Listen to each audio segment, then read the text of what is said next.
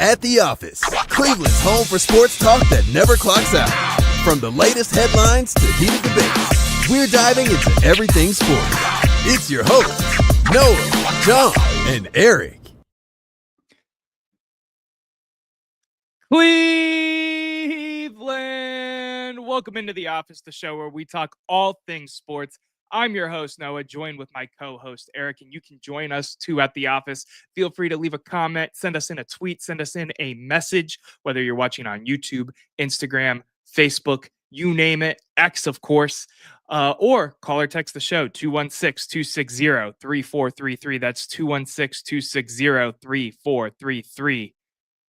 Erik, how you doing, buddy? And you're muted right now, just so you know.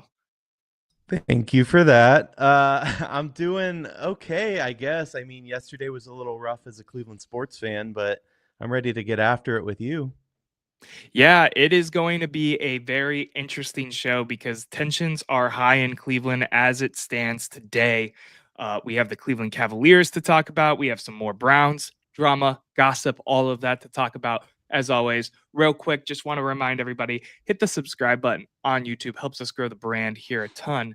And also, we have a lovely, lovely sponsor here on the page at the Office, and that is D&D Meadery. Two twin brothers, Derek and Dominic, bringing back the craft of making mead from their ancestors from just right up the road in Madison, Ohio. This stuff is crafted in Menor, Ohio. It is fantastic. It is succulent. It is delicious. Erik, tell the people how you feel about D&D mead. Listen, I have drank my supply. I need to order more. It's really good stuff. I'm not really a wine guy, but this is different. It's mead. It's flavorful. They have a few different flavors, actually. I've only had the honey wine, which is their award-winning, but highly recommend. You guys should definitely get it.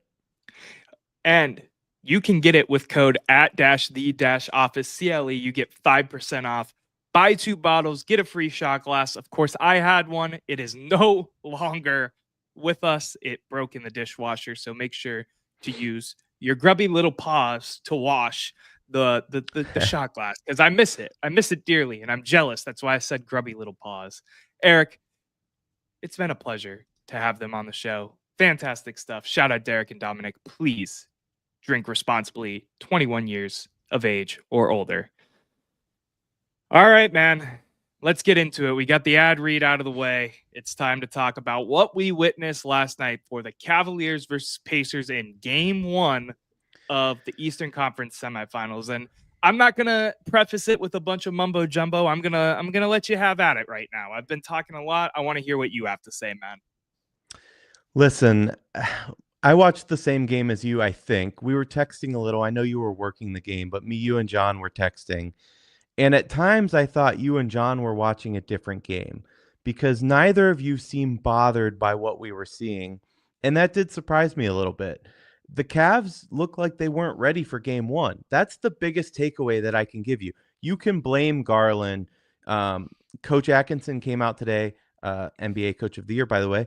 Coach Atkinson came out today and he said that they were a little too brutal, too physical. And he's bemoaning that, which I don't like, by the way.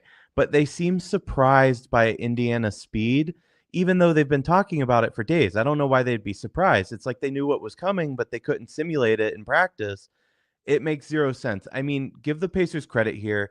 They did go 44 of 83 from the field, which is 53%, and they were 19 of 36 from 3, which is 52.8%. They shot lights out, certainly. But the frustrating thing was, like I said, it looks like the Cavs weren't ready. And yes, the Pacers were playing fast. Our transition defense was horrible last night. But here's the thing. They might have been playing fast. They were playing at a 99.5 pace rating, which is the fastest they've played, except for one game so far in the playoffs. But again, I don't get it because we've played 47 games this year at a faster pace and we went 40-7. So I'm just not sure what exactly broke down. You can maybe blame Garland's absence in a guard heavy kind of series. The biggest stats that point out for me, though, it's not Garland's absence, and I want to hear what you think in a second. But it's what we did or didn't do in the paint. So we did have 70 points in the paint. Ty Jerome touched the ball more than anybody, with the exception of Mitchell, which is crazy. There were times when he was trying to do a little too much, like he knew Garland being out, he needed to step up. But for me, it came down to Mobley. Um, I don't think that Mobley did what he needed to do, and he was outside of the arc way too often for me. We have an advantage with our bigs, and we weren't using it like we could have been. That was a bit frustrating to see, I gotta say. He scored 20 points and had 10 boards, but he only took 13 shots. He also turned it over 4 times. So Mobley's absence, I think, hurt us a little more than anything. And how we flowed the offense, it didn't look like the Cavs. Yeah, I think this story is the battle between rust and rest. We got the rest from sweeping Miami, and we go against a much faster paced Indiana team who plays aggressive, hard basketball. And it looked like we were expecting to go out there and sweep. Listen, I was on the show last time we sat down. The clip's out there. I put it out there on Sunday before game 1 of me doing the Shannon Sharp rhyme and saying Cavs in 4. Obviously, it's not Cavs in 4 anymore. We got full of ourselves. We got punched in the mouth. How will you respond? That is my question of the day, is how is this team going to respond? Am I nervous as a fan a little bit, because that's just what you do as a fan? But I'm not going to be pressing panic button until I see what happens tomorrow in game 2 when they play again at Romo Fijo, which is now just Rocket Arena. And really show if they can respond to this. Now, there's some storylines that have come out today that worry me. Brian Windhorst reports that the Cavs view the Pacers as a bad matchup internally. Then you have the injury stuff. DeAndre Hunter dislocated his thumb on that hard foul that should have been called a foul. So he's questionable. Evan Mobley landed wrong on his ankle. He has an ankle injury. He's questionable. There's been rumors of Donovan Mitchell having some lower leg extremity issues going on out there. I believe that was from the Windhorst article. It might have been from a different publication, so don't quote me on that. That Mitchell is having injuries. This team, we've said it since day one, needs to stay injury-free if they want to go on the run that they want to have. And right now, all the storylines that we're looking at scares the absolute hell out of me in terms of that. Now, what do I think is going to happen tomorrow? I think Evan Mobley, Darius Garland, and Donovan Mitchell play. I don't know about you, Eric. You can tone in if you want. I think DeAndre Hunter is probably going to be out a couple games because of that dislocation in a hand in a sport that you use your hands a lot. What do you think is going to happen with the injuries, E? Yeah, I mean, I could see all those guys playing, frankly. I mean, it's his left hand, if I'm not mistaken. That said, yeah, I kind of agree with your take. Listen, I agree 100% with what you're saying. It's going to be how they respond. And I don't think we're going to shoot as poorly on night 2 as we did in night 1. And I don't necessarily think that they're going to shoot as well on night 2 as night 1. I will say, though, that, and I want to hear your take, what Kenny Atkinson, the coach, said about the physicality. Yes, there were times where there were no calls when there should have been calls. Certainly. I'm not arguing against that. Ty Jerome, I wish, would stop arguing and get his ass back on defense, but that's another thing. But to say there was no point in that series where I thought it was overly physical, like it was too much. I just saw hard basketball being played.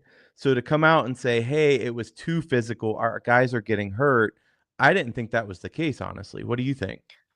Yeah, I kind of disagree with you, honestly. I mean, I was there in the arena. I saw a lot of rough play. I'm never one to complain about rough play, though. I played offensive line my whole life, and you're taught if you're not cheating, you're not trying and all of that. So throwing a bow and kind of playing a little aggressive is the name of the game and my thought process when it comes to sports.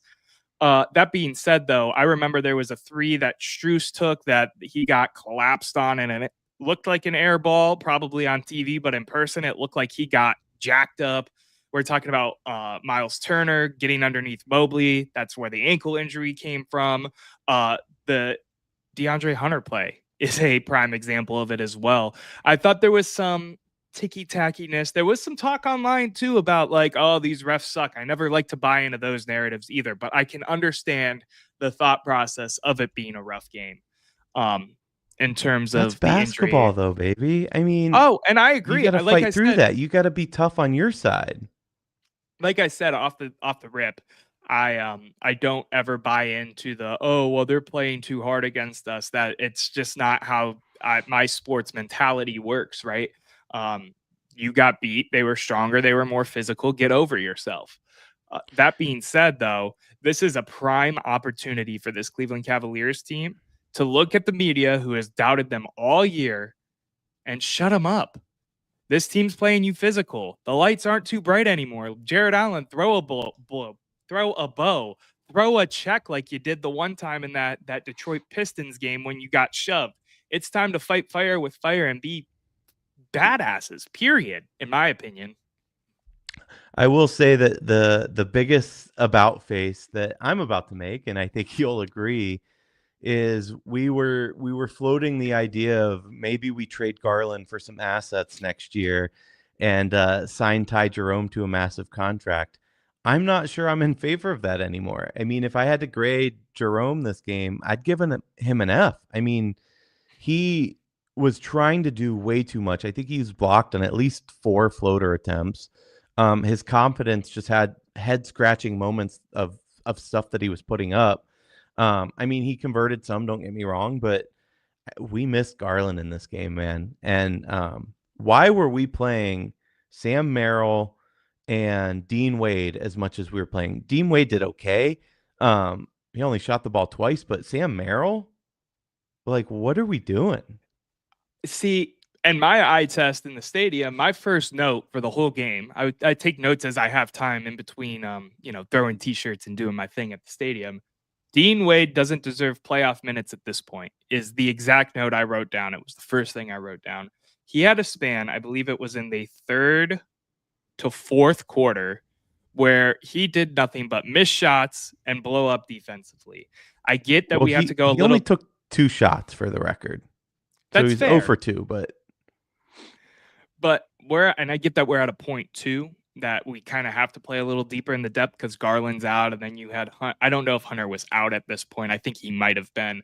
The moment I'm thinking of, but Dean Wade has shown nothing to earn his keep in the playoffs. Sam Merrill, I at least give him credit because he played hard defense in that Miami series and he was hot. That being said, hold on. You got to flip this because yes, I agree with you that Merrill locked down Tyler Hero in the Miami series, but he looked lost in the motion offense last night. Not our motion offense, their motion offense. Whereas Dean Wade, the whole team. No, I know, but hold on. Dean Wade was locking down Halliburton and Siakam at different points last night. So give a little credit where it's due. I thought Wade looked better than. And again, maybe it's my eye test and me being at the arena, but I disagree. I just don't think Dean Wade showed me anything that gives me a reason to think that he needs minutes other than the fact that he's the only other big that we have other than Tristan Thompson off the bench. DeAndre Hunter too, but when you're talking true, tall, big. I mean, to be fair, I didn't want either of them getting very many moments or minutes rather. Yeah, and speaking of a guy too that had a lot of discourse about his game, Isaac Okoro played 15 minutes. He had a plus and minus of +3. Sure, he only shot like 3 or 4 times and he missed, but the Pacers went 0 for 3 on him, one of those being a 3-pointer. Like his defensive prowess needs to not be forgotten when he's on the field and he pisses you on the court and he pisses you off because he misses a 3-pointer or because he takes a bad shot. His defensive prowess is what gets him these playoff minutes. And in moments where defense is absolutely necessary, he still deserves minutes, in my opinion. So any of that discourse, I disagree with. Erik, I don't know if your take's any different. No, I mean, I'm with you. Listen, game 2, we need to come out and look less lackadaisical because, like it or not, we looked uninterested at times. We looked like we expected to sweep this team. We expected to go through them like we went through Miami, and that wasn't the case. I mean, there were times where we just looked unprepared. When they were getting second chance boards on offense when, again, their motion offense and their transition offense were just destroying us all game. And I know defense hasn't been the highlight of this team, but what I saw was just odd. And then our offense was stagnant. Granted, we didn't shoot the ball well, and that will change. I forget what we went from behind the arc, but it was pretty bad. 9 for 38. 9 for Thank you. 38. That simply cannot happen again. Go ahead, E. And Mitch was Mitch was the worst offender, I think. 1 for 11. As a three ball shooting team, yeah, that's going to hurt you. I mean, you put a few more in, we were right in it. That said, again, why aren't we if we see that three ball's not falling, why aren't we running the offense through Mobley in the paint? I just don't understand. We also weren't moving. What the offense that I like to see are those motion screens coming off those screens. That's where you get guys like Ty Jerome, the good looks. And don't get me wrong, we had plenty of looks all night. But I see somebody bring the ball down, and then the other four guys are just standing around the fucking arc. And there's nothing more frustrating than Ty Jerome getting late into the shot clock and having to hoist up some ridiculous shot that, of course, doesn't fall. What are we doing? There was a lot of what felt like Ty Jerome ISO ball going on when they had some of the second tier, the bench players in there, which I didn't think made sense. Listen, Kenny Atkinson got awarded coach of the year. Kenny Atkinson got awarded coach of the year today, as we're talking. Not as we're talking, but it happened. It's time to put the money where the mouth is. You're going to have to show us some good adjustments in game 2. I don't think it was a bad game plan. I think you still went out there and you were really close in a game that you could have been down a lot more. You're talking 20 versus 50% shooting, rounding down, whatever it was. It was more like 28 and 54 or something like that. But man, they need to make some adjustments, and I'm really curious to see, out of all these players that are hurt, dinged up, whatever, who's going to rise to the occasion, do something amazing. You know what I mean? Yeah, I mean, I'm not taking anything away from Coach Atkinson at all. He deserves the award for what he's put together this season, but that award is a regular season award, and it means jack shit now. So I hope that he has an answer tomorrow night for their speed. Listen, some of it was we're just not getting back. That one transition layup really pissed me off. I don't know if it was late in the third or early in the fourth. I don't remember. But I think we made the bucket and they had a transition layup. We just didn't get back to defend. Like, how is that even possible or excusable? That's ridiculous. No, I'm with you 100%. This Cavs team needs to put up or shut up. Listen, on the last episode we did, I had 2 keys to winning this series. Donovan Mitchell needs to still play him ball and be the face of the franchise. He did that to an extent. He had 31 points. He got to the line a bunch, but he also went 1 from 11 behind the arc. That cannot happen again. I also said DeAndre Hunter and Ty Jerome need to be the spark plug off the bench. I saw that from neither of them. Now, granted, Hunter is now injured, and we'll see what that looks like moving forward. If the hand is going to bother him, the thumb, I should say, rather. I think those 2 keys still ring true. If you can see those 2 things happen, you see Darius Garland come back in game 2, at the latest game 3. This series is still very much up to grabs. I still think the Cavs are the best team on the court. I think you saw that last night when you were only down 4, again, shooting 20-ish from 3 compared to their 50. They shot lights out. We couldn't make anything. It was one of those games on top of some of the other ticky-tacky shit going on around the field. And I'm ready for game 2 and seeing what this team is really made of, because this is the moment that this is one of the moments in this run that will cement them as just another team that had a really good regular season record, or they were a threat in the East. And then blah, blah, blah happened, whether that be finals, right, Eastern Conference, or whatnot.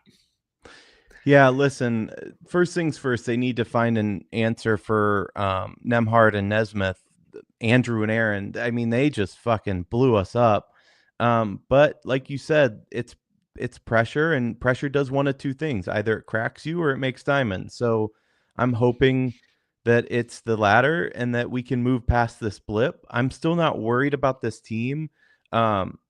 the Nicholson injuries, it worries me a little. But I'm still not worried. Cavs in 5? Question mark. Yeah, I'm not getting that far ahead of myself. I already did my take for the time being, so we'll just leave it at that. Listen, I'm going to take us to commercial break. When we come back, we're going to talk a little bit of Nick Chubb and his fit with the Cleveland Browns, because it has been a topic of conversation throughout the land. You are listening to At the Office, a Cleveland sports show. We'll be back after these commercial messages.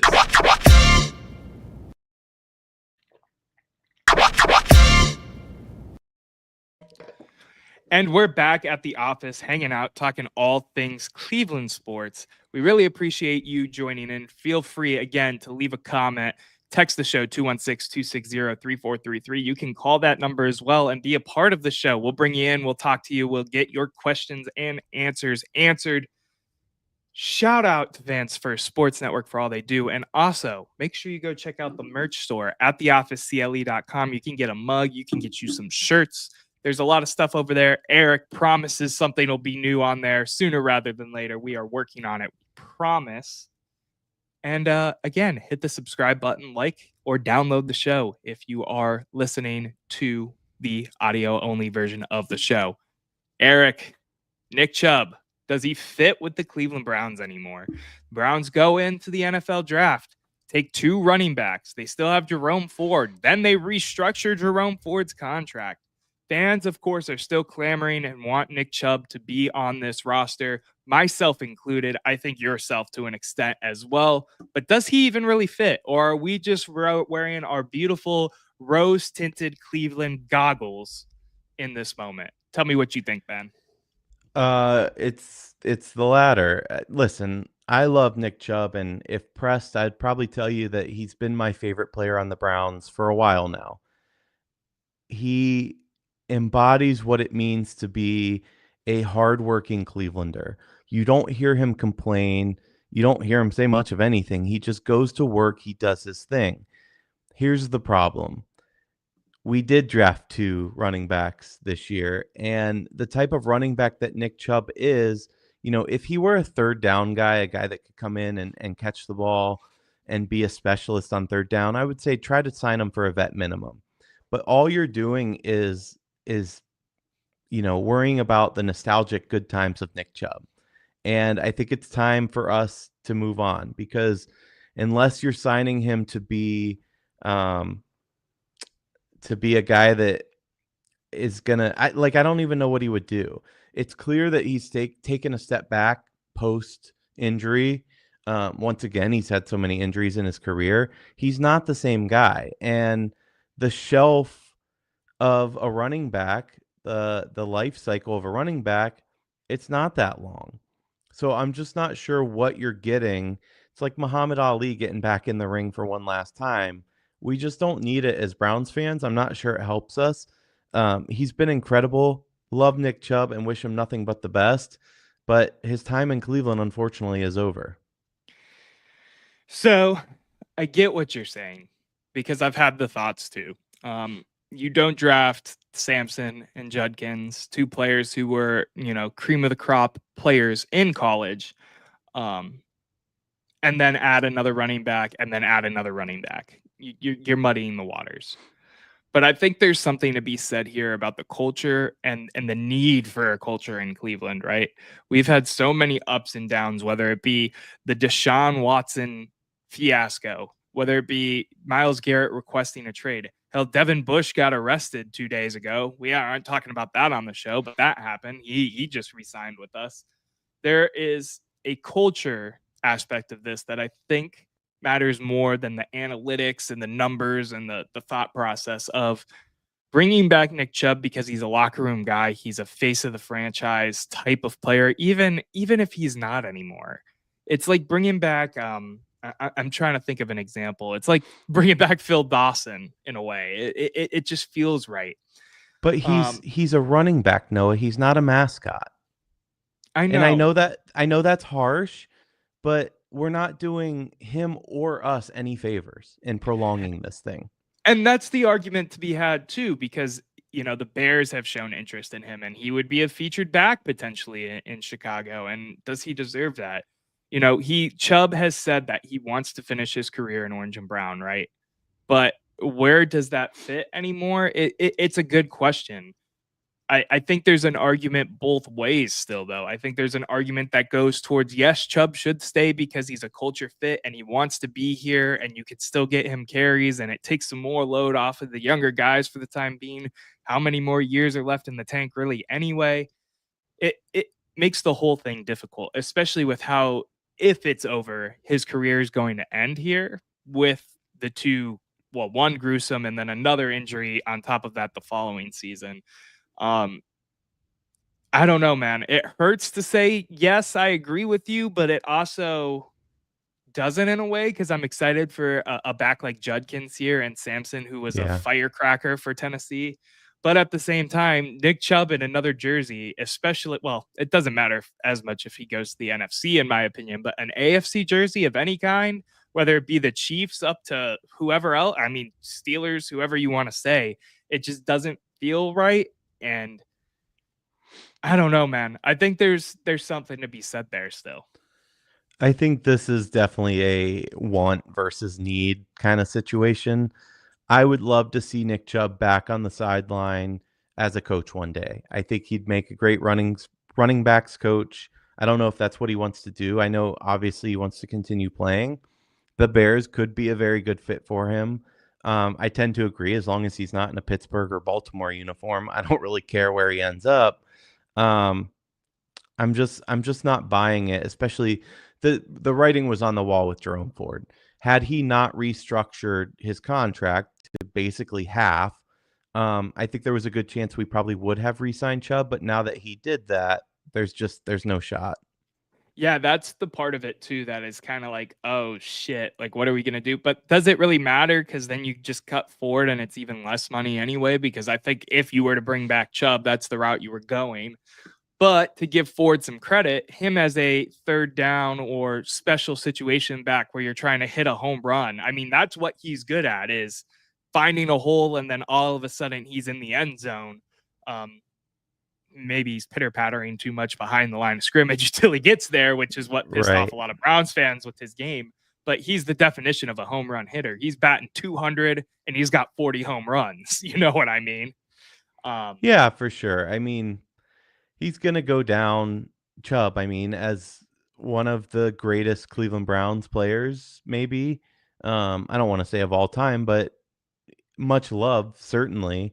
And we'll always have those years. Those aren't going away. We can remember them fondly, but this Cleveland Browns roster, I think it's time to get excited about some of these new guys and the opportunity that they represent. I agree. I think it goes both ways in my mind, where I'm excited, but I also want to bring him back for the fact that he wants to retire here. But I also want to see him be able to do good things. And I don't know if there's a spot for him here to do those good things because we've invested a lot into the position. Now, you don't take 2 draft picks at a important position fondly. Non-important is not the word I'm looking for, but non-premium. Two picks at quarterback makes sense. 2 picks at edge. 2 picks on the offensive line makes sense sometimes even. Right. 2 picks at running back, it muddies the waters for sure. Yeah, you're not wrong. So you got to predict it right now. You say Chubb's time in Cleveland's over. You think he's a Chicago Bear? If I had to make a prediction, yeah, I think it's over. You? Maybe it's the negativity of the Cavs game yesterday, because now I'd be like, no, we're bringing him back normally, and he's gonna fill into whatever role we want because that's the type of guy Nick Chubb is. Now, I think I'm with you. I think the rumors of Chicago heating up and the fact that he's a free agent and we have no pull over him to be like, oh, well, you should just stay with us because we have XYZ tag or whatever. No, he's a true free agent. He's going to pick the best situation for him to make money. And he's going to get a short-term incentive-based contract wherever he goes. And he's got way more of a chance to hit those incentives and play football on one team versus the other. Will it be the Bears? Will it be us? It remains to be seen. But It's just crazy. If you would have told a Browns fan this 3 years ago, 4 years ago, even when the Deshaun Watson trade happened, Chubb would be gone. Miles would have requested a trade. You could really frame the last offseason in the most horrific way possible. And a normal Browns fan would probably scoff at you. You know what I mean? Yeah.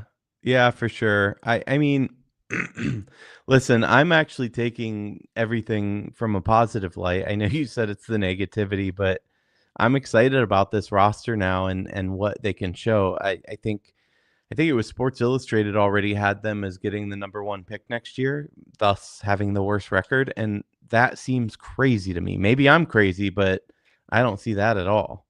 See, that remains to be seen. And that's a good tee off to maybe something we'll be talking about on the Wednesday show, which is our thoughts about the Browns prior to rookie minicamp. We'll also be talking a little bit of Guardians over there. We'll be talking a little bit of Cavs potentially with game 2 wrapping up as well. Erik, final thoughts, hot takes. Tell me, what are you thinking? What do you got going on in your mind? Since we had Gina on last week, I'm going to return just for a moment to women's sports. Caitlin Clark and the Indiana. Wow, I'm totally blanking on their name right Fever. now. Thank you. The Indiana Fever had an exhibition game at Iowa against Brazil, and Caitlin pulled up from beyond where she broke the NCAA record and drained the 3, which is basically from the logo, which was a pretty cool moment. Place went wild, of course, but I am excited to see her in action against Paige Beckers, of course, my UConn ladies that just won the national championship. Prices are going on average right now for over $1,000 for that game. $1,000. That's crazy. Completely crazy, but I got to tell you, we talked about it before. Women's sports is on the rise, and it's exciting. It's not like it's just a bunch of hype because it's new or whatever. It's really exciting to watch. Shout out to the W, the new women's sports bar here in Cleveland. But yeah, I'm excited for it. I'm going to be watching that game live as soon as it hits. I will not be going, especially for that price, but it should be fun. You're not emptying the pockets to go watch that in person? No, I mean, maybe if it were in Cleveland, I would consider it, but I'm not flying to Texas on top of it. No, that's fair. My random thought, my hot take isn't a super off the wall random thought or hot take. It's something that's floated around Cleveland Browns airwaves ever since the draft concluded, but I do not think this is the end of whatever's happening in the wide receiver room. I'm just putting it out there that I still think a trade of some sorts is coming, whether it be something massive like the always rumored Brandon Ayuk trade or something smaller like a second or third string guy from another team to add some more depth that isn't Deontay Johnson and Jerry Jeudy and Cedric Tillman and Jamari Thrash. I think there'll be another name in there before the end of training camp, or really maybe even before the start of training camp, just because I don't think that whatever their situation is, they're going to just leave it at that, especially with the fact that they tried to retain Elijah Moore. I thought they maybe thought there was a better chance that they were going to keep him than there was. So I think there's a trade of some sort coming. How big, how small, what size remains to be seen. This is actually a take that I agree 100% with. Thank you, man. I appreciate that. That's nice to hear on a Monday after a very, very long Cinco de Mayo here at the office. Thank you for tuning in, everybody who came in and checked out the show during the live. Make sure to hit the subscribe button. Make sure you hit the like, comment. We'll get back to your comments later on as well. Down in the comments, I'll text you guys back. Don't worry, I always do. Erik, anything else you want to say to the people? I don't think so. It's good to see you on a Monday, though, Noah. This is different. This is different. This is fun. Matt, get well soon. Matt is under the weather right now. So Erik filled in as a good friend does. And this has been another episode at The Office. Thank you for tuning in. And until next time, Cleveland, stay up, stay blessed. Peace.